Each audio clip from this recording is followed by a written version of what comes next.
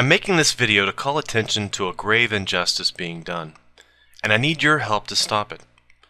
Simon Singh is a British author and scientist with a PhD in particle physics. He writes popular books on science such as Fermat's Last Theorem, The Code Book, Big Bang, and Trick or Treatment: Alternative Medicine on Trial. He also writes a column in the British daily newspaper The Guardian. In 2008, he was sued by the British Chiropractic Association for libel, for an opinion article he wrote that was critical of chiropractic treatment, entitled "Beware the Spinal Trap." This is what the BCA are so upset about. The British Chiropractic Association claims that their members can help treat children with colic, sleeping and feeding problems, frequent ear infections, asthma and prolonged crying, even though there is not a jot of evidence.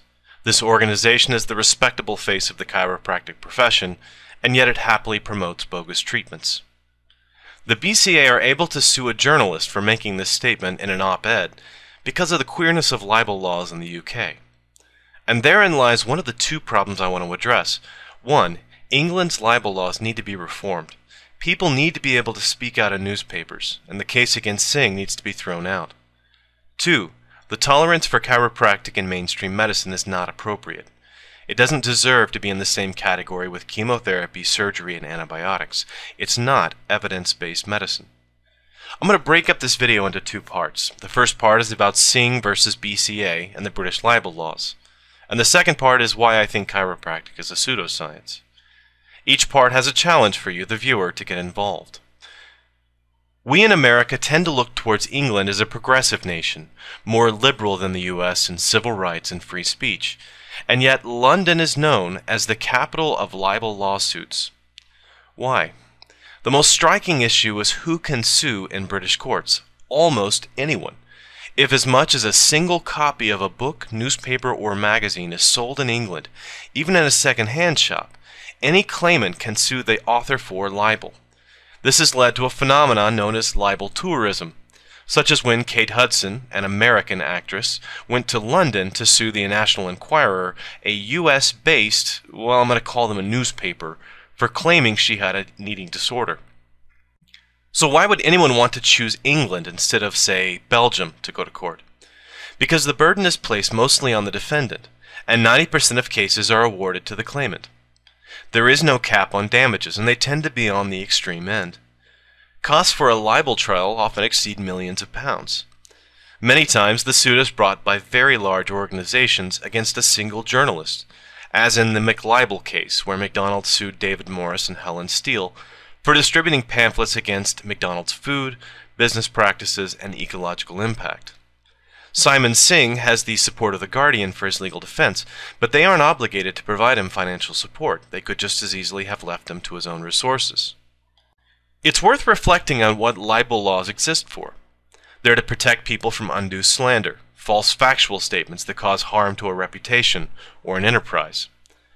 They protect personal privacy and well-being, and they provide a barrier to prevent companies from constantly battling false claims. One can imagine a beer company alleging in print that their competitor uses harmful industrial waste in the competing product. They would have a legitimate claim to seek redress for lost current and future sales.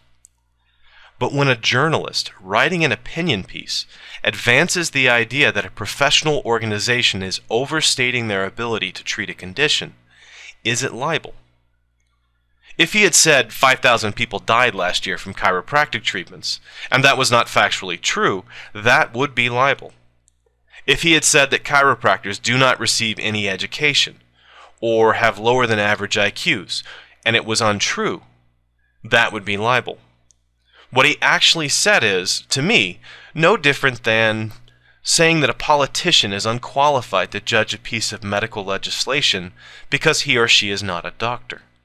It's criticism, not damaging misinformation. If we stifle that, or create a special category of protected speech for alternative medicine, debate and a free press will grind to a halt. The crux of the argument in court is over the phrase, "it happily promotes bogus treatments." According to the ruling of the most recent appeals process, on February 23rd, happily implies willfulness, and Bogus implies a criminally negligent act of deception. Simon has decided to make a defensive justification. That is, he's going to prove that what he said was true in the essentials, so therefore cannot be libelous. He's going to put the whole idea of chiropractic treatment on trial, or at least the claims about treating colic and sleeplessness in children. He has a good shot. As I'll talk about in the next video, there is no good scientific evidence that chiropractic is effective at treating anything other than lower back pain. The challenge will be convincing the court of what constitutes good evidence in a scientific study. It's a bold move, but it forces the chiropractors to either agree to stand by whatever the science shows, or to play lawyers' games with scientific standards, arguing over what constitutes good definitive studies.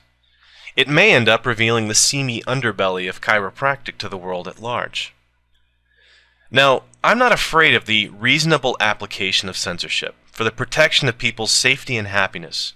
I've removed comments I felt were dangerous or spam from my videos, but I think that this move by the BCA is a blatant case of suppressing a dissenting opinion by exploitation of a bad law.